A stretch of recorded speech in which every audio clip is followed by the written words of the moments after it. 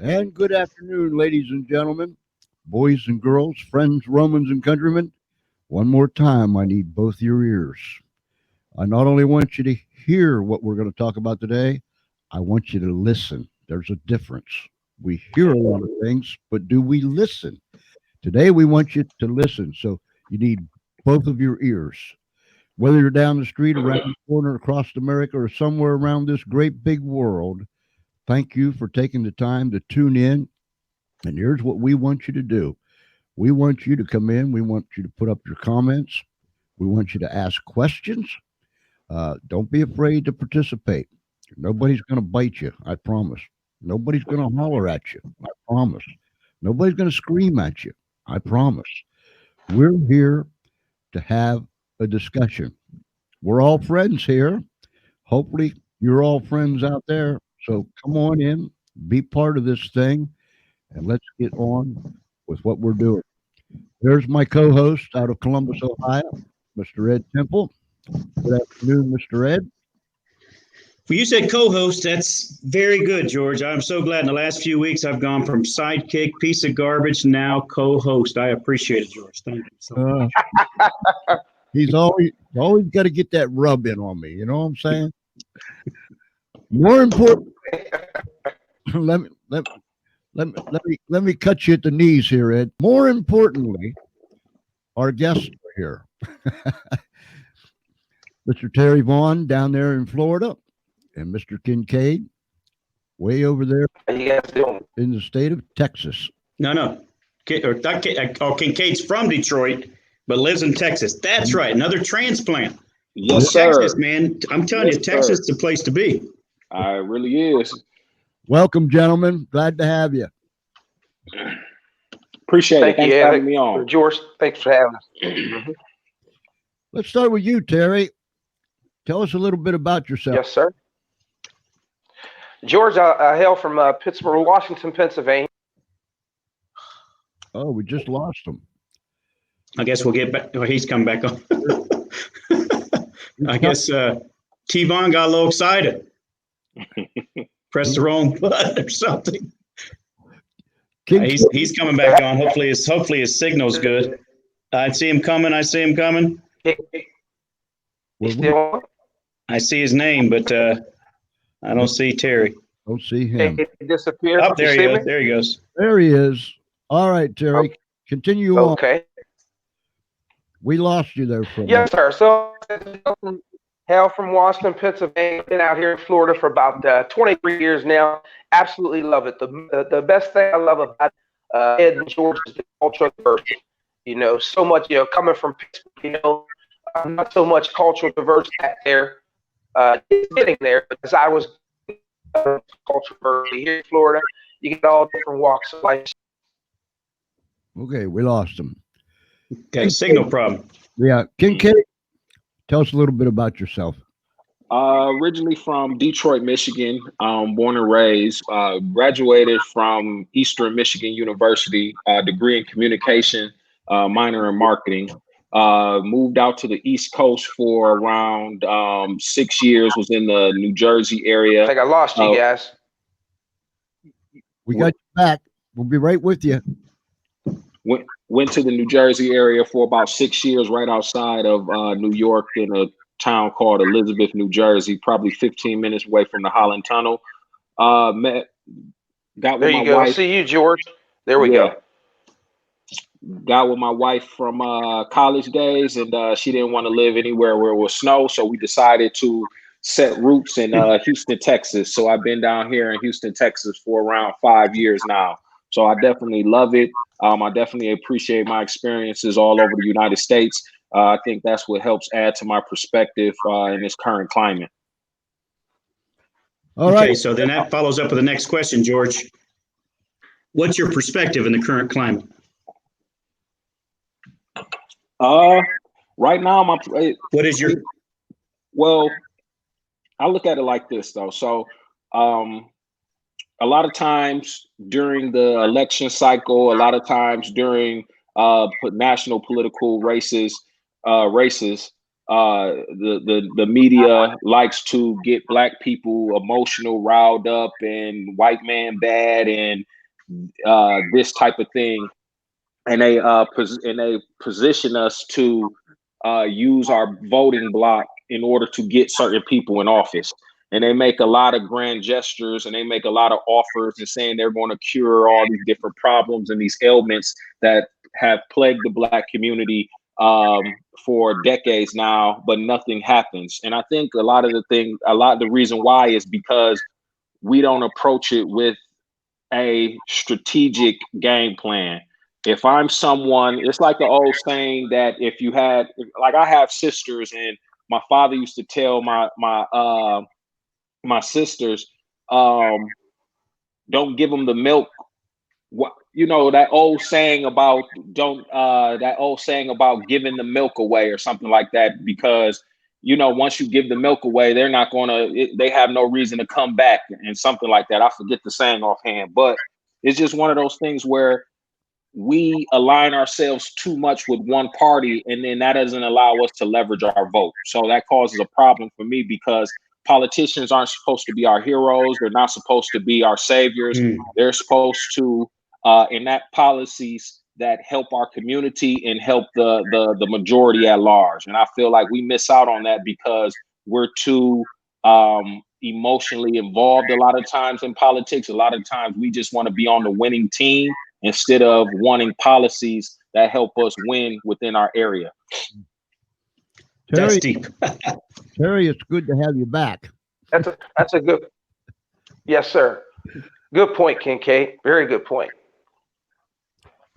Terry, you're from Washington, Pennsylvania, and you've been in Florida now. Washington, Pennsylvania. Yes, sir. And you've been in 23 years, George.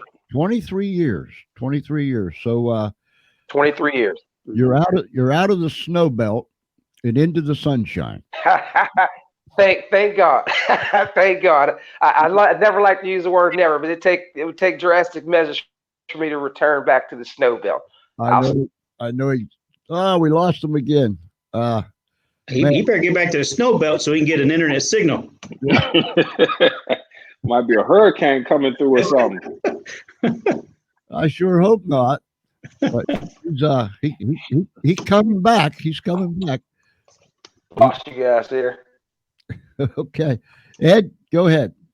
Okay, so well, first off, I can attest to a lot of people always say they like. I hate to say anything bad about Little Bow Wow because I like the guy, but he used to say he grew up in the hood, and I knew where he grew up, and not so much. Terry actually grew up in at least in a pretty desperate situation. Am I right, Terry? Yeah, I couldn't hear you, Ed. I just said that you had some pretty. You grew up pretty. It was a pretty rough circumstance where you grew up. Am I accurate on that? Yes, sir. Yes, sir. Okay, I had a lot of love, man. And the first day I went over there, I think I went to your house, and your mom, I think, or someone had just been killed, I think, or robbed. Yep. That was my stepbrother. Yep. You were with me, Ed. Yeah, you remember that. You were with me, man. Some of my darkest moments, man. Yes, sir. Yeah, and I was wondering. I was looking back, and I didn't. I never. The kid that was sitting at the chair was staring at me like I was the worst. I took it like he was mad at me for something. I'm like, hey man, I didn't do anything. What are you talking about? Right. No, he wasn't mad at you. It was just a circumstance at hand. You have a gun pointed at your head. Whole lot of different emotions and thoughts are going through your mind with a gun pointed at your head. Okay, so let me start with Terry, since we got to get you before your signal kicks out. I'm gonna just read a statement. Just tell me what you think of the statement. Then I'll tell you later on who it's from. Go ahead. It says we have to not only disrupt the system of policing that literally kill our people, but we have to disrupt the white supremacist, capitalistic, patriarchal, heteronormative system that is really the root cause of these police killings. So in other words, because the reason why we're having police killings is because of capitalism and white people. What do you think about that? No, I should emphasize another word. It says, what does it say? Heteronormative. In other words, the fact that we have this heterosexual emphasis in the country, as well as capitalism, as well as let's see what else. Well, anyways, bottom line is that this capitalistic patriarchal and heteronormative system is the root cause of the police killings. What do you think about that? I mean, I don't agree with that, because it's basically he's saying all white people are bad and all cops are bad.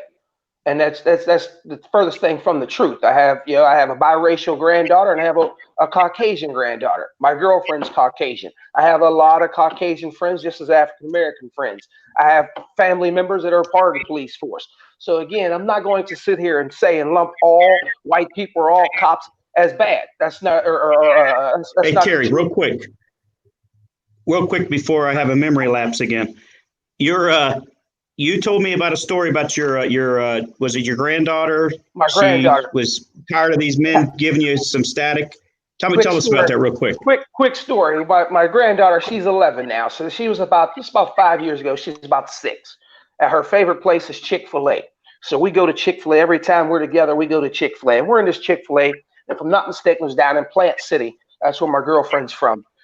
It's right there by Tampa. So we're in Plant City, and we're sitting there. My granddaughter and I are sitting together in the booth. My girlfriend's sitting across from us. There were 2 older Caucasian gentlemen behind us, and they see us. They saw us there. They must have had some comments regarding interracial dating. At the time, I'm hearing it, and I'm just letting them go on. I'm not saying anything. Well, I excused myself to go to the restroom, and here it is. My granddaughter, 6 years old, turns around and says to the gentleman quite succinctly, "Hey, gentlemen. My grandpap here, my pap, she calls me, he's brown and I love him." The looks on these gentlemen's faces, coming from a 6-year-old, to provide perspective on race relations. My pap's brown and I love him. The looks on these gentlemen's faces, they turned around, and not even 2 minutes after that, they got up and walked out the building. But here it is. This is perspective from a 6-year-old. Since we are on the topic of race, I've always said that mostly every behavior is a learned behavior. You think when you come into this womb, and we all come into this world, we're butt raven stark naked. We don't know anything. We have parents to teach us and guide us along the way. We have an environment that will add rather negatively or positively to that development. So this racism that we're talking about is systematic, yes, but it is a learned behavior. So again, it starts with the individual. I'm not going to blame a policeman. I'm not going to blame this. It starts with the individual. When you look at thyself in the mirror, who do you identify with? What do you identify with? So it's all an individual perspective, individual aspect, in my opinion. Kincade, what about you? I agree with that. In regards to he touched on 2 aspects of it. You have the systemic aspect of it, and then you have the personal interaction aspect of it. In regards to the comment that you read off, I mean, basically, you just know you're dealing with a anarcho type person who believes in anarchy, someone who's more likely than not a socialist, someone who more likely than not doesn't have a plan. They just want to tear down the current system, and they don't have anything to move into that into the system that we have now. Now, my problem. You want to guess who this organization is? But this is my issue with that. More than likely, it's probably somebody that claims to be from Black Lives Matter, right? Or claims to be. It's not just a person on there. It's one of their leaders. Okay, so this is what I've learned about Black Lives Matter, and this is how it's went on through history. Black Lives Matter started off as a hashtag. Black Lives Matter the civil rights leader tried to pull the coat of Black Lives Matter and tell them, like, hey, you guys need to set up a strict hierarchy and have an agenda with a direct message. The people in Black Lives Matter said, hey, we don't want to do that. We don't want to have a hierarchy. We don't want to have a strict agenda. We just want people to be able to shoot from the hip all across America who's been affected. What ends up happening when you have a situation like that, you have radicals move into leadership roles in different states, and then you have other organizations co-opt the message to then leverage your struggle for whatever they're trying to do. Because all the stuff that you name, doesn't even have anything to do with addressing systemic racism. It's more so leaning towards Antifa. So if you're Yes. Antifa and you want to tear down capitalism, tear down our current system, okay, that's what you are. But don't try to co-opt, you know, Black Lives Matter, and then now Black people get flack when they put up the hashtag Black Lives Matter, because now it's associated with the extreme opinions of that group, and that's when it becomes dangerous. So, and it needs to be distinguished. It needs to distinguish between the two. That's why you have to See, have. I'm all for Black Lives Mattering. I'm not all for Black Lives Matter, the organization. Exactly. Yeah, and people don't understand the difference. And there's that place that Kincade was talking about before we went on the air. You either become extreme left or extreme right, and there's no middle ground. You got to be way over here or way over there. It leads me to this, gentleman. I'm almost 72, so I grew up in the civil rights movement, and I've seen it. In the ugliest form possible. I've seen it. Wrong is wrong, right is right. There's no doubt about it. Now, when Martin Luther King marched and the people gathered together, blacks and white, when they marched, it was peaceful. He was a proponent of peace. Well, they took a beating. He got locked up. People got locked up. Fire hoses, dogs, clubs, the whole schmear. But he maintained peace. We're going to do this peacefully. If anybody starts any problems, it's going to be the other people, the other side. We're going to march in peace. It leads me to this. Let me put this up here. Legitimate protest. And people have a right to protest. People have to stand up. They've been hijacked by extremists. Amen. Now, in your opinion, what are some of those extremist groups that have hijacked the real deal with people with their legitimate protests? Kincade? I don't. Go ahead, Kincade. Okay. Just off the top of my head, I mean, you have one side of the group saying white nationalists have hijacked it and took an opportunity to destroy property. You have another side that says Antifa. You have, certain people taking the hashtag Black Lives Matter and spray painting it on buildings and everything like that. But here's my thing. The problem is that the media, and I'm a big proponent of this, because just like Terry just mentioned earlier, it's a learned behavior. Prejudiceness is a learned behavior. Prejudiceness then morphs into racism as we go along, and then you seek out confirmation bias to confirm your prejudice. So growing up, I'm 36 years old. So growing up on TV, it was rare that we had positive reinforcements of Black men, Black family on television. We had Cosby, and we had Fresh Prince of Bel-Air, and we had different things like that. But other than that, you're having negative reinforcements the whole time. So as a Black man, that affects me personally. But I only can imagine if a white individual in the suburbs that's not coming in contact with a Black person on a daily basis, because Michigan is highly segregated and Pennsylvania is too. People don't understand, like the Midwest and the Northeast are very high segregated areas. So your first exposure to any type of race is going to be through television. So if I was a white individual and my exposure to Black people was through television, and I saw criminal behavior, I saw the news where they're constantly robbing people and everything like that, I'm going to form a prejudice against that person. It's not because I was raised to be prejudiced. I mean, it's just being reinforced through television. So when I enter into society and the first Black person I see on college campus, you will see a lady grab her purse like it's a football, and I'm just coming down the hallway to go to my class. But am I going to be mad at her, or am I going to be mad at the system, the mainstream media, which presented this as me as a threat to her from the time she was a kid to the time she entered college? So I think that's one of the main things that causes that prejudice. But in regards to your question, and in regards to this comment up on the screen, I believe it's been hijacked by a lot of opportunists. And I feel that the media has done a poor job of showing the actual peaceful protests and the people that are actually looking for solutions, because we are in a clickbait society. So all we want is the sensationalized aspect of this whole protest, which is the riots, the looting, and the arson. What do you think, Vaughn? Ed, I want to go back to your point. Just a quick question. You say so you've seen it at its worst, seen it at its best, maybe. Let me ask you: is racism now, Ed, worse than it was in the '70s, or it was just more clandestine in the '70s as opposed to it is now? George, excuse me, a question for George. Okay. Yeah, you're absolutely right.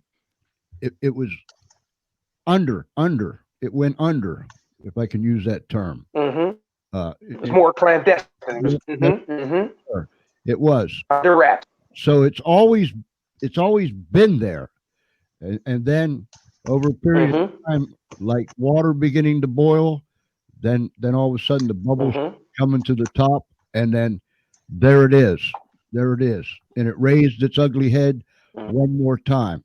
This is something, Terry, that I believe with all my heart. You can't squish it down, and you can't box it up and put a pretty little bow on it and throw it out the window. This is for real, and it's been for real. There have been bad people all through history, and if the world keeps on turning, there's still going to be some bad people. Well, Terry, the other thing that doesn't get talked about is, and we're going to show a clip here because I don't want to get sidetracked, but bottom line is, ever since, if you go to if you're a person that's in my complexion, even though people don't understand that I have a bunch of different stuff in me, but that doesn't matter. So if you look like me, and since you were in grade school, you're taught every day. I mean, every day of every week, and it's going to be worse now. But every day of every week, and they still do it, you're taught, if you look like me, that you're basically, you're worthless. You're all racist. You're all Klan members. We don't trust you. We don't like you. If something goes on, that you just shut up. You don't understand us. You don't have a right to speak. This is what's told from little, and it's still taught this way. If you don't, even at the teacher meetings, they're pretty much told this. They're told that the black kid learns different, and so therefore, you white teachers, you need to start talking. You have to talk a certain way to get their attention, and all of this is a bunch of nonsense. I've had some of the most boring teachers I've ever had in my life. I've learned more from than anybody. Everybody's got a different style, and the idea, what they're really doing is it's soft racism. You're basically saying these kids can't learn unless you teach them the way they're used to. And no, everybody learns differently, and it's not based on your skin color how you learn. When did this ever start? This idea that if you're a certain complexion, all of a sudden you have to learn a certain way. I mean, and I understand we should also, we should mix up things and have all kinds of different ways you teach. That's great. But at the same time, the idea that, everyone has to be put into this little pigeonhole. Okay. Oh, wait a minute. They are, this group over here is this group. You have, every little group has a little subsection that you're supposed to cater to, and then you're supposed to feel guilty if you're not in one of those subsections. So that it's just that's what's never talked about. We always talk about the one-sided deal, which is fine, but the other side, it just gets brushed under the table. I never even hear it talked about. It's interesting. You got a point. You got some valid points there. It's conformity, in my opinion. But you have to be who you're going to be, no matter what. If you are a racist, be a racist. Let it out. Don't keep it inside. Be clandestine. If that's right, who you that's are, the other thing too. Why do you want? I'd rather you be. I'd rather you be upfront and honest with me. Right. I'd rather you be upfront and honest with me, so I know who I'm dealing with and how to deal with you moving forward. That's all. George, let's play the first clip, if you would. All right. You got the button. Oh, I'm a little slow. Okay, hold on. I'm going to try to, let me go ahead and push play. Okay, trying to put, oh, here it is. The big play button, I guess. Hold on. I guess my computer didn't like the fact that I waited too long to play it. Let me see if I can pull it up one more time. I thought Espinal was the only one that blew things up. Nah, it's a, yeah, I mean, I screwed it up, no doubt. Okay, here she goes. Okay. It'll play here shortly. This lady's getting a lot of news, as you know. I am black. I'm not oppressed. I am free. That's good for you. That's an individual person. What about a systemic issue? Where? I am black. I've always wanted to be. I have like I do what I want. You have the skills. This is a country where you have the skills. You want to do what you want. You do it. Stop forcing on people to accept that they're oppressed. They are not. I am not oppressed. I am black. Stop making people accept that they're oppressed. You're forcing a rhetoric into your mind, which is not true. That's my point. Okay. Violence is wrong, period. It's not about blacks. You agree that whites kill whites too, right? Have you seen any white person coming out and saying white life matter or white thing? No, violence is wrong. That is Washington, D.C. resident and immigrant from Cameroon, Nestride Yumga, speaking her mind at a Black Lives Matter protest in front of the White House this week. All right, I'll hit it there. Now live to talk about what drove her to speak out. And I should mention she is also an Air Force reservist. So thank you for your service and thanks for joining us. It's a great country to serve, Shannon, and I'll do it anytime. Well, Nestride, tell us why you decided to go out there and have this conversation.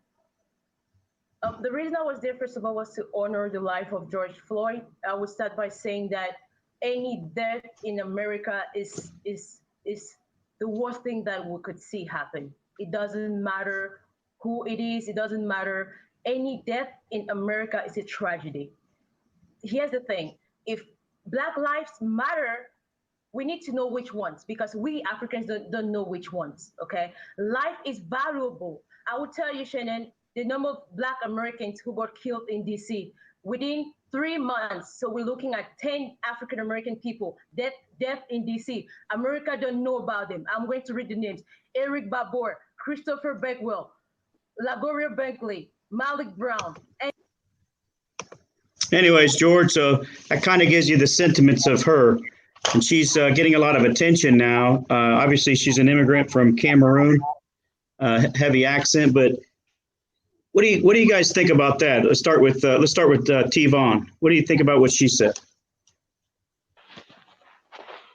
Let me first start off by saying this, and this is just, I have true African friends that are from Cameroon, from Africa, Haiti, if you will.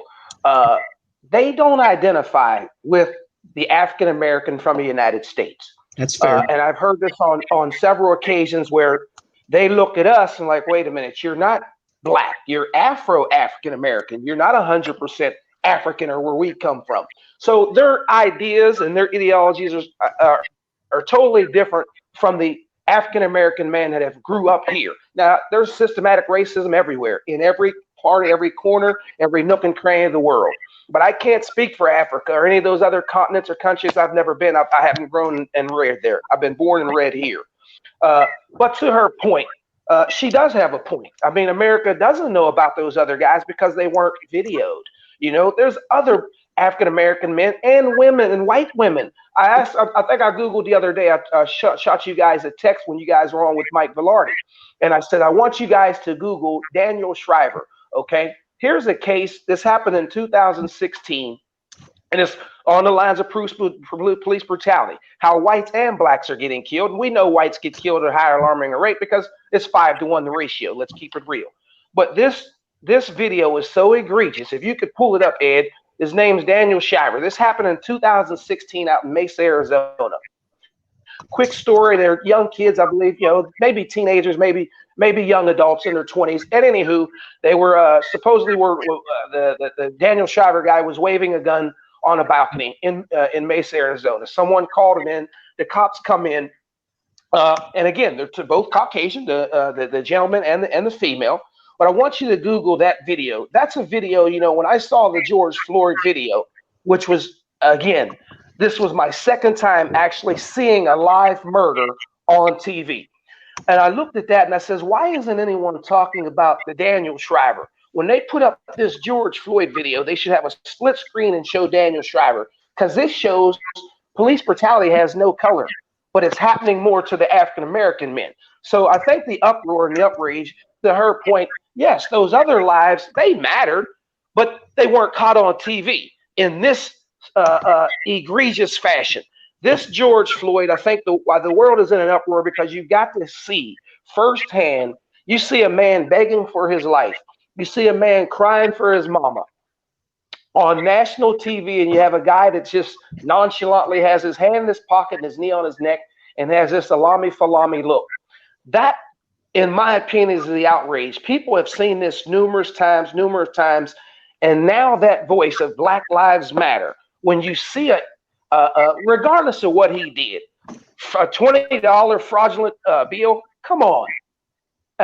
So the outrage and the outroar, I believe, is because people have actually now seen a man get killed and murdered on national TV, and it's resonated across the globe, and so that's the outrage, George, can you pull that up? I don't know if this is the one he wants, and then we'll ask Kincade what he thinks about it after we play this. Yep, this is it right here. Just listen to the language in which he's using. Just watch this video, man. This is if not, they're both egregious, but this right here is, oh my goodness. And the world's not even talking about this. And the gentleman that killed this man was just acquitted here, not this year, last year, but he was acquitted of this egregious crime. Look at this. Do you have the audio with the George? You can hear the audio, because you have to hear the audio. Yeah, I did.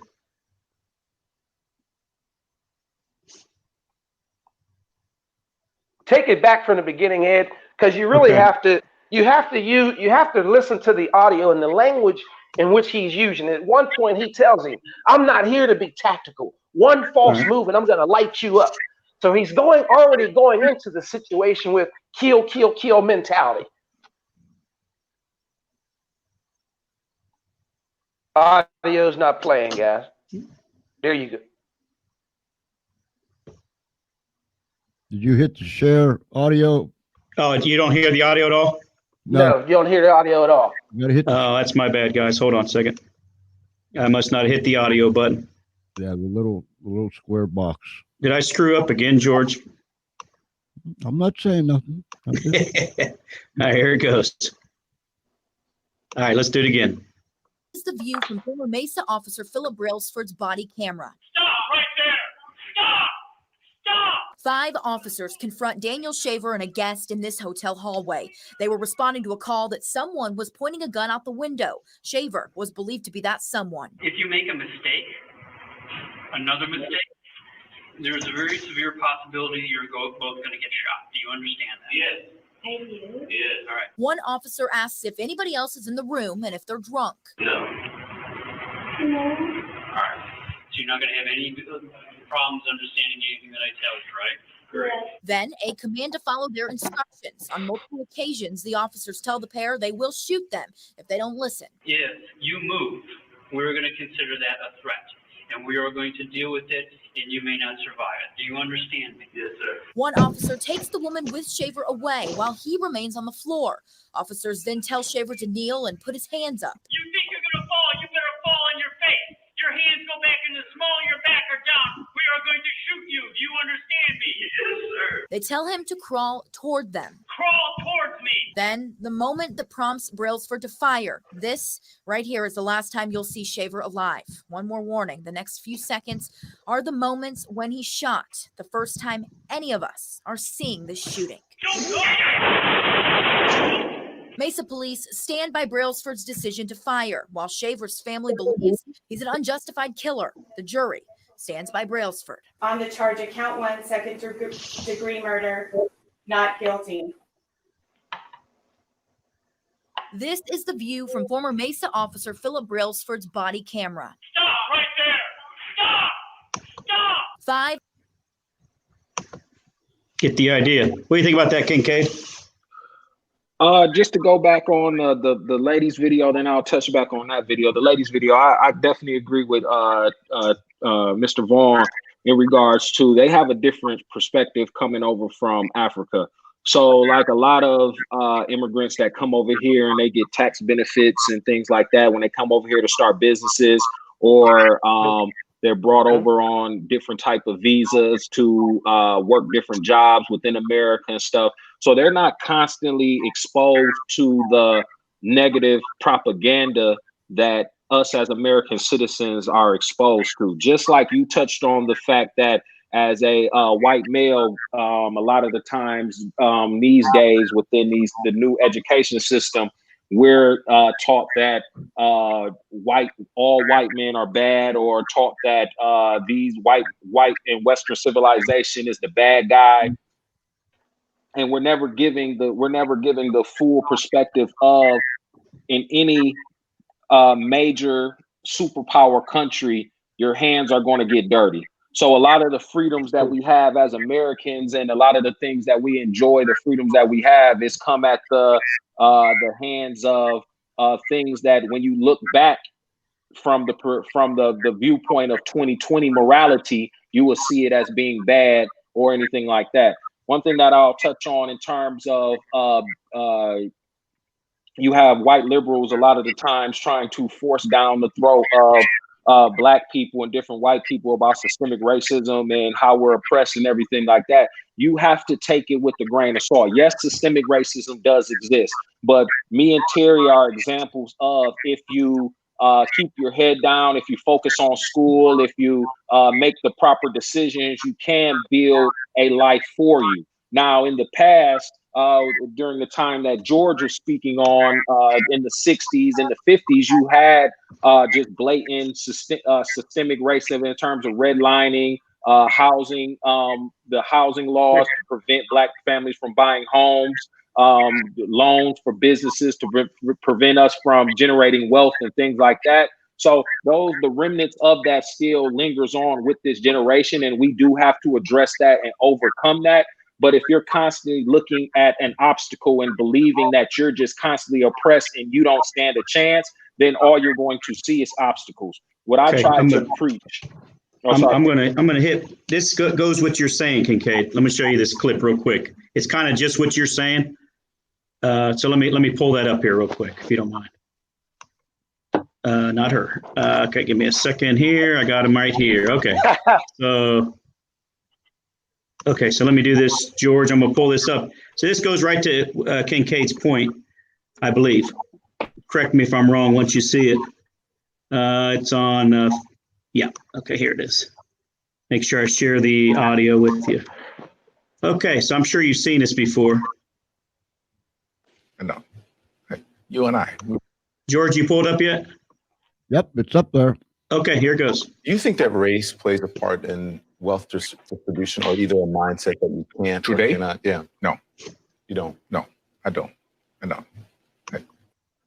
Okay, so that's all I wanted to put on there. That was right what Kincade was saying, I believe. Well, that I didn't get the full context of it from that, but just from the little part that I got, I get an understanding on. I can from what I gather from it, I can gather that our struggles are not as difficult as the struggles as our ancestors that have come before us. Good point. They paved the way for us, this generation, to be able to take it to the next level.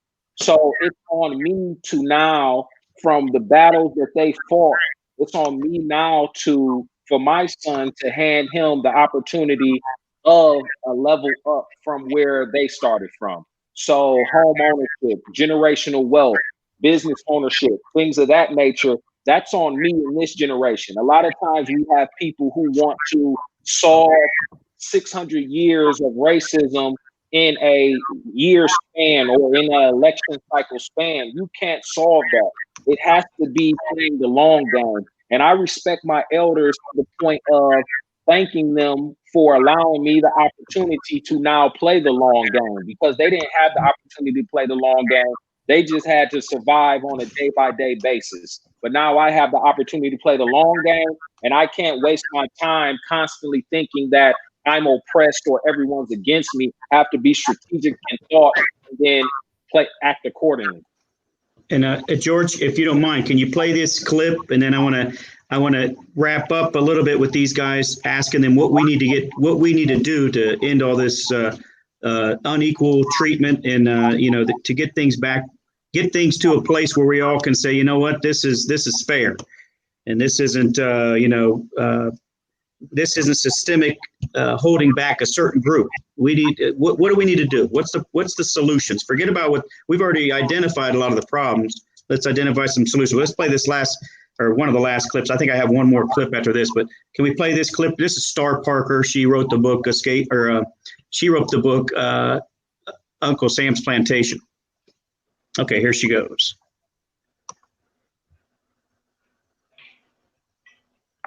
Maybe give him a grade. His grade is F. Keep in mind that in the 60s, when they started the social engineering, Black family life was relatively intact.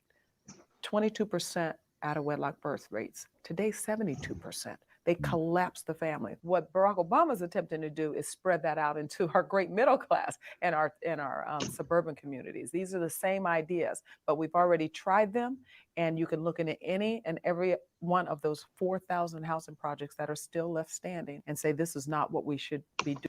Okay, so I think I might have played at the wrong point, but what she was saying was that the biggest the welfare system, the idea that we are stuck, the government becoming the solution, is actually the entrapment. And so, what do you think about that, Terry? Ed, you and I touched on that, Ed, and I said that, that's one of the biggest problems is that the man, and I'm going to speak from the African American's perspective, most of the time, and Mr. Kincade could probably agree this as well. I don't know the numbers. I'm just going to just, guesstimate. I would say 70 to 75% of African American males are being raised in single parent households. It is 75%. And it's been that way. And see, like you said, let's speak to the welfare system. What that has done is it's told the African American male or women, that you don't need that man in that home, because I'm going to provide for you health care. I'm going to provide for you food stamps, if you will, to provide food, and I'm going to give you a check. So basically, the welfare system has told our African American women, you don't need that man at home. I have everything you need right here. And then our African American women have been bamboozled and brainwashed to the point, well, that's the first thing they'll utter to their significant other. I don't need you. I got this. I got that. I got this. I got that. And that's one of the biggest problems, that divide that's there in the home. You got women trying to raise men. The nurturing is the most critical part. From birth to 12, we need that. But from 12 on, that woman can't teach that young boy how to become a man. He's going to learn that in the streets if he's a gangster, if he's an academic, he's going to learn that through his academia friends. If he's a jockey, he's going to learn that in the sports. If he's in the band, he's going to learn that with his bandmates. The individuals that you surround yourself with, if that father isn't home, you are going to identify with that, and that's how you're going to get your manhood. So a lot of us are lost, because you have this system in place that said, hey, it's replaced the man in the home. And then I'm not going to go to the numbers that are incarcerated. That's off the chain. Yeah. Kincade?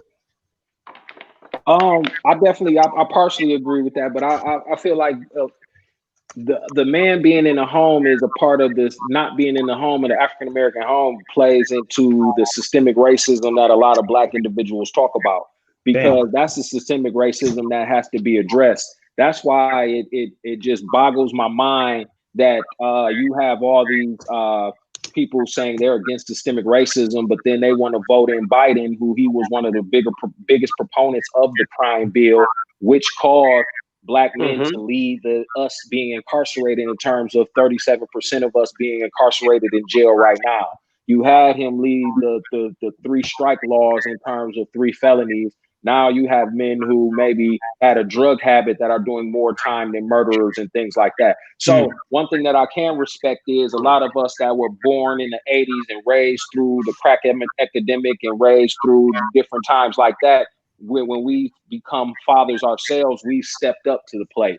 And one thing Sonny Johnson touched on when she was in the White House yesterday was the fact that a lot of the statistics that are going to be needed to refute some of the past statistics that we are using that are from the generation of the crack epidemic won't be out for the next 10 to 15 years. So I feel Black men are starting to step up, but it is something that needs to happen in terms of us showing a leadership role within the community. But we also have to address the systemic issues in regards to prison sentences, in regards to opportunities and things like that. Now, I'm a little different than a lot of other people in regards to welfare. I feel like welfare is needed, but I feel like it needs to be a cap for it. You can't just be on welfare for generations. You need to learn a skill set. You need to be able to apply a job, and then you need to be able to move off of welfare, because white women are the #1 recipients of welfare, but it's just because of a pure numbers. It's not per capita.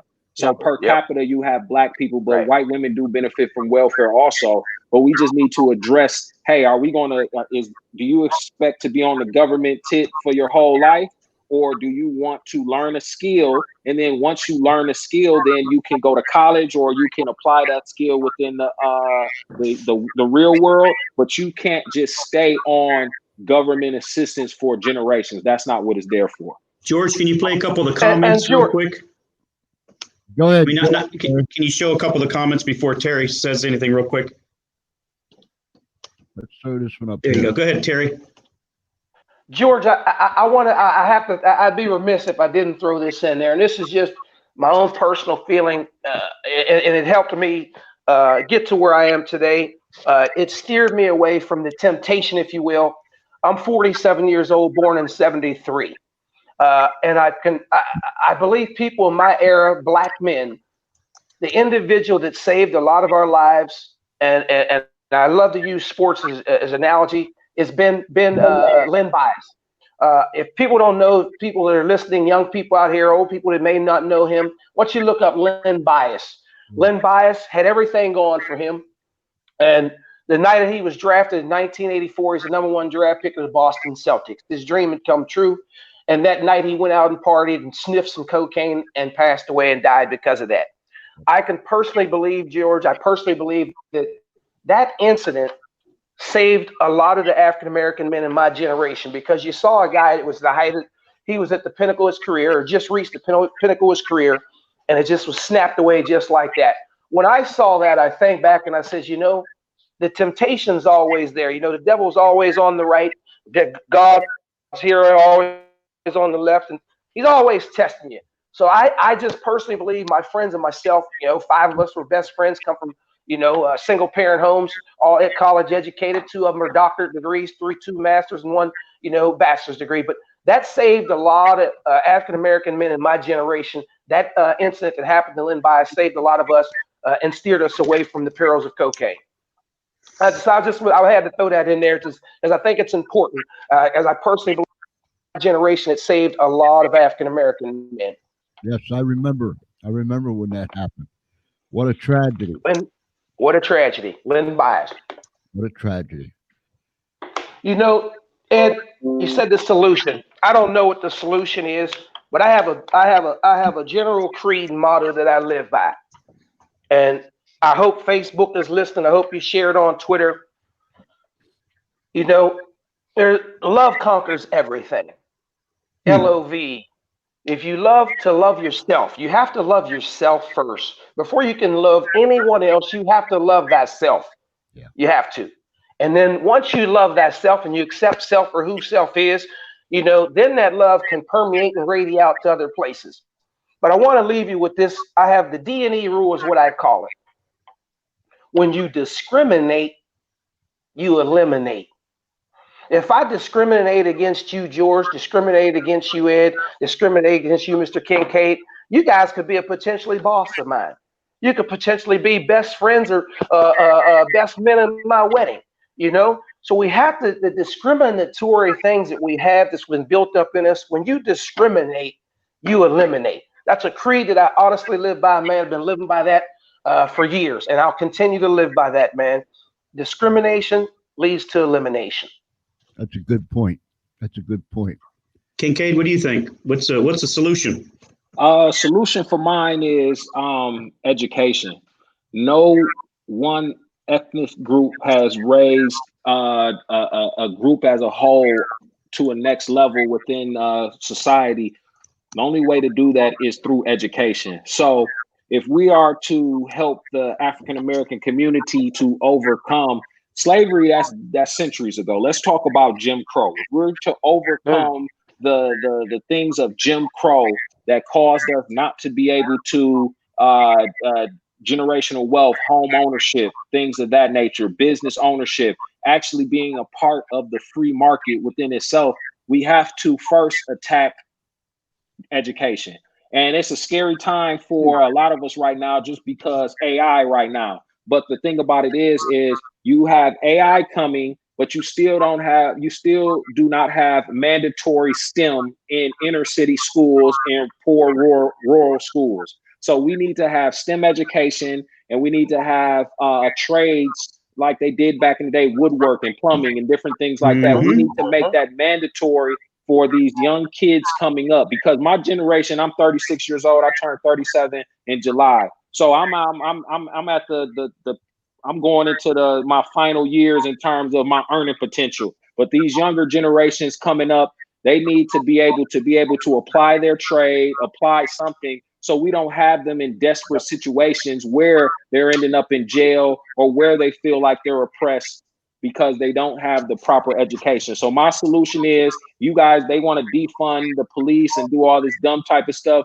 Take all that rhetoric. If you want to expend that political capital that's been gained by these peaceful protests and different things like that, spend that political capital on pushing your politicians and having them enact legislation that helps these public schools. Because I was public school educated, and I know for a fact that I was a year behind or 2 years behind in books and things than my cousin who went to school in the suburbs. We had old books, we had old learning curriculums. So when I went to go take my ACT, they're asking me questions about trigonometry, and I didn't learn trigonometry. So would you agree with school choice right then? There. What about school choice? I definitely agree with school choice. If a mother or a group, a village is willing to sacrifice and drive kids up the road to a better school, I feel like they should have that opportunity. In America today, we have Black women who are serving prison time for taking their kids to a better school up the road. That is egregious. That shouldn't happen. You shouldn't be sitting in prison just because you wanted to make the sacrifice to give your kids a better education.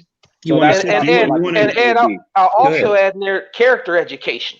Character education is important as well. You know, when I was teaching, I brought up the idea of character education. Let's take these kids for at least an hour every day into nursing homes. We have to get back to, again, man, it's the fundamental process of being just a decent human being, treating others how you would like to be treated. And again, this younger generation, when I look at these protests and the rioting out there, more so the protests, not the rioting, but I see these younger generations out here, and I look out there and I see white, I see Black, I see Hispanic. These kids are going to be the ones that change the future because they don't have the ideologies and the mindset that their parents or their grandparents and great grandparents had, you know. So character education is just as I would like to add that to what Kincade said. Character education is important as well. Gentlemen, my honest, and this is from my heart, and people that know me, they know me. They know me. I am so, I don't want to use the term sick and tired, but I'll use the term sick and tired. I am so sick and tired. I have listened to this rhetoric, and I've watched hatred being spewed throughout society. I've watched the home break down. I've watched it, and I've seen it all. I am so sick and tired of it all. There is a right way. There is a wrong way. Amen. Do we get it right all the time? Oh my goodness gracious. No. And for the past, I don't know how many decades, we've gotten it more wrong than we ever got it right.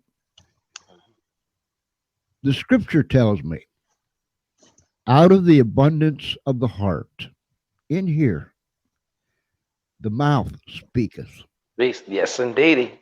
Preach to him, George. There is a tremendous amount of noise out there today. Noise, noise, disharmony. When Lucifer fell from heaven and took a third of the angels with him, he caused nothing but disharmony. Now, whether we like it, whether we don't, whether we believe it, whether we don't, and I've said it 1,000 times, it's not going to change it one iota. It is what it is. So out of the heart, the mouth speaketh. My whole life, have I always got it right? No. Espinal will be the first one to tell you, he's a goof sometimes. I mean, he's just a plain goof. But your heart's pure. If we would just learn to humble ourselves and understand it's not red, yellow, black, or white. It's none of that. It's none of that. We only need to look one place. That's to the cross. And when we see the price that was paid on the cross for red, yellow, black, and white, that settles it. That settles it. Now, if you're prejudiced, if there's hatred, if there's all those things in that heart, it's been poisoned by someone or something. Yes, which sir. means that you got a real head problem, Jack. And the only way head problem straightened out is get the heart straightened out. Yes, indeedy. I'm only one. George, I think I've oversimplified it, man. Here's what I say is if you have a problem with somebody's skin color, or if you treat somebody based on their skin color, you're not a racist. You're just stupid. I mean, it's not a lot of ways to say it. Yeah, seriously, it's just stupid. You're just a complete idiot. I would agree. And I always tell my wife, I've had this saying for years, ignorance deserves no response. You know, if you've got a problem because of someone's skin color, you're just out of it, man. I mean, you're whacked out. And so, you know, take your little thing down the road, go about your business, but don't bring that up in front of me. Yep. I don't want to hear it. Because I have friends from all walks of life, and I love them dearly. Red, yellow, black, and white. It don't make no difference. It makes no difference to me. None at all. Well, George, Ed, Kincade, Mr. Kincade, if you guys are ever in Orlando or Florida area, like I said, reach out and I'll certainly pull up on you guys. You know, share a drink, dinner. You know that, Ed. You haven't seen each other in years. You told me you were in town. Where you at? I'm coming to see you. Kincade, same thing, man. Just met you, sir. You seem like a outstanding young man. Ever in Florida, man, if I could be of any assistance, I'd love to break some bread with you, man. Look me up. Be more than happy to pull up one drink. I appreciate that. I appreciate it. And one thing I definitely appreciate is OGs like yourself setting an example for the younger generation behind you on what's possible in overcoming the obstacles that we had coming out of the inner city and different struggles. And then you two gentlemen, George and Ed, I appreciate you guys because it takes guys like you having this conversation. It's an uncomfortable conversation a lot of the times. And a lot of the times, you know, with uncomfortable conversations, you don't want to deal with it. You just want to sweep it up under the rug. But disseminating this out to your audience and letting people see a different perspective of two successful Black men coming from two different generations and how we interact with each other, it can do nothing but positive. And I definitely appreciate that. One thing just to close it all out, God is good. Amen. All the time. God is good all the time. Amen. All the time. And you know what? We learn. We learn from one another. That's what it's all about. We learn from one another. Amen, George. Just think of, you know, you're married now, George. Just think of, you know, the relationship that you had. You're the elder statesman out of all of us. We've learned something, whether the relationship ended on a good note or a bad note. You took something from that relationship and applied it to the next. Now you're the point you're married. Ed, you're married. Mr. Kincade, you said you're married. I'm not married yet, but I've learned something from each and every relationship that I've taken into this one and said, you know what? I didn't do good that time. I didn't do that, but I'm going to rectify it for this one. That's right. But Terry, I've been married for 52 years. And congratulations. Yes, indeed. One thing I have learned, that mom is boss. Hey, so, hey, happy wife, happy life, huh, George? Mama's boss. Yes, That's sir. It. Yes. That's it. Gentlemen, thank you so very, very much. Look, we're going to have you come back. And, man, this has been a real delight. Yes, it has. Really appreciate you guys coming on. Thank you so very, very much. Thank you, guys. I appreciate it. I look forward to doing it again. Another topic with you guys, certainly. That'll work. Yes, sir. George, Alrighty. thanks a lot for ruining my marriage, man. Good job. Listen, Ed, learn it quickly. All right. Bye. You guys take care. All right. Take care. All right. Ladies and gentlemen, boys and girls, friends, Romans and countrymen, thank you for taking the time to join us this afternoon. Push this thing out there. Start those watch parties. Share it, share it, share it, and share it, because it's a topic that people need to hear. So until next time, in fact, tonight at 7 p.m., as far as I know, we're going to have a lady on out of California, Dr. Carol Lieberman, and she will tell us why America is burning. That's tentative. When it really goes down, we'll put it up, post it, and all those other good things. So if it goes down, join us tonight at 7 p.m. Eastern Daylight Time. So until then, remember, love one another, be kind to one another, take care of one another, and don't ever be afraid to say, I love you. It can possibly save a life. Until then, we'll see you later. All right.